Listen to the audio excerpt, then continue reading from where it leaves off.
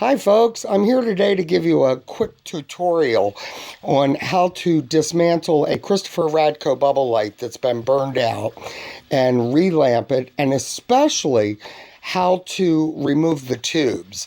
They're really hard to remove. Radko apparently used a super strong epoxy that just holds everything in place, including the light bulb. The light bulb was also epoxied in. So I'm going to try to do this quickly. Now, keep in mind, what I've done here is I've already dismantled this light bulb. That way I can do this video and do it quicker. I tried making one earlier and I tried to pause it and it stopped it. So I don't want to do the video in 2 or 3 parts. I want to do it all as one. So I've already dismantled this, and this light bulb is actually my replacement light bulb.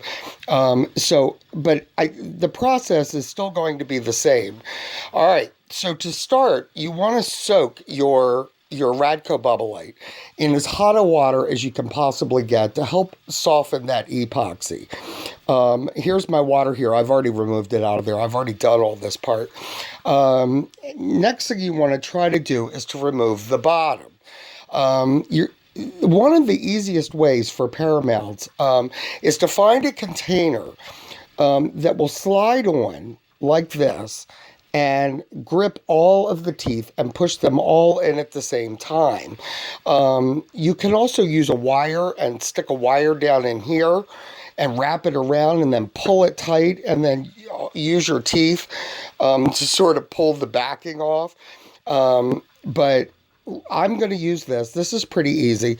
And what you would do is just put it on a table, take your bubble light and push it down and just wobble it around a little bit till you hear the teeth sort of all snap in. And then hopefully you'll be able to pull that right off. It looks like now I'm going to have trouble with that. You could go like that. Now see, there I've done it. And there it just pops right off. And as you can see, my light bulb's loose because I haven't glued it back in. The other thing with Radko Bubble Lights to remember is that they used a flat top light bulb in here. As you can see, I'm using a rounded one. If you try to relamp with a rounded one, you are definitely going to have to remove this tube out of here, which is really impossible. As you can see, I've already done it. But what I'm going to do is I'm going to show you my way of doing it, and hopefully it'll help. After you've removed the top, you may want to re-soak it in super hot water. I practically use boiling water right out of the microwave. The next thing I do is, in case you haven't noticed, Radko used a rounded tube on the bottom, so it makes it a little hard as well.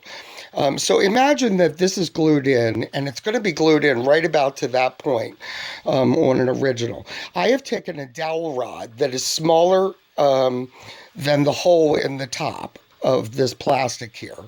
And what I had to do was I took a drill bit and I drilled a rounded hole to help fit the rounded part of that tube in. So you just take and you line it up on the tube like that and hold it like this. The next thing I've done is a piece of plywood that has a hole drilled in it exactly the size of the tube. Slide it down, see, so it snugs up like that. You're going to put your dowel rod like that.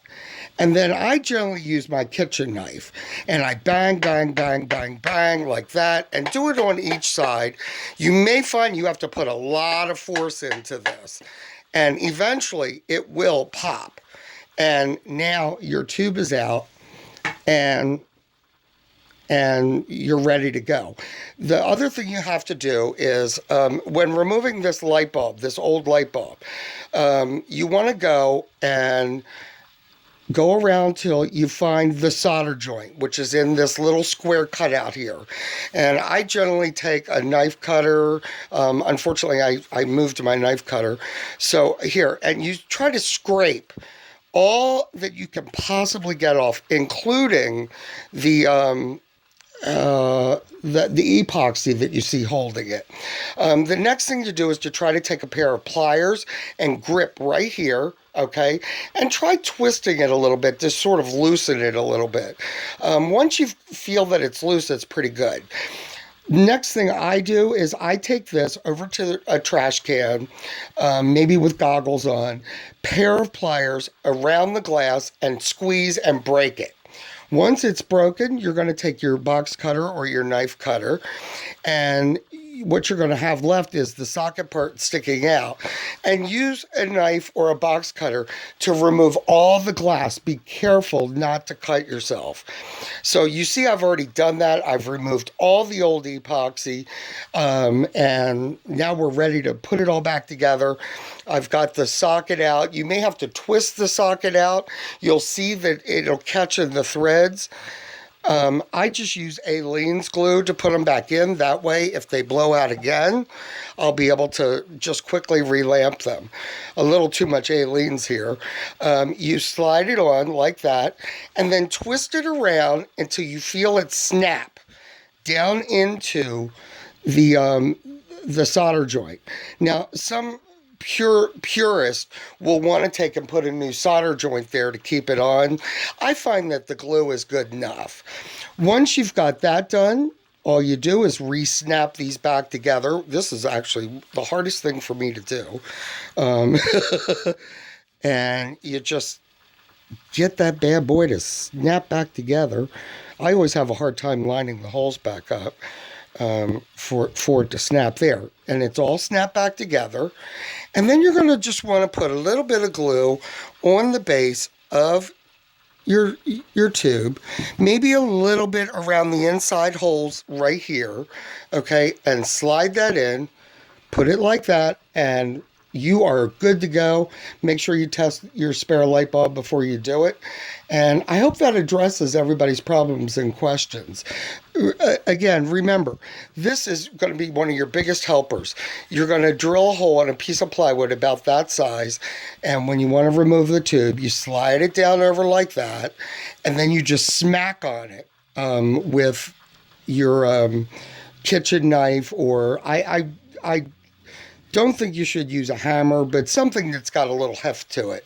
And you're going to have this dowel rod, again, with a small rounded hole drilled down into the top of it, so it'll catch and hold that tube. I hope this helps. If you have any questions, you can always email me through the site, and good luck, and get those Radkos back to burning again.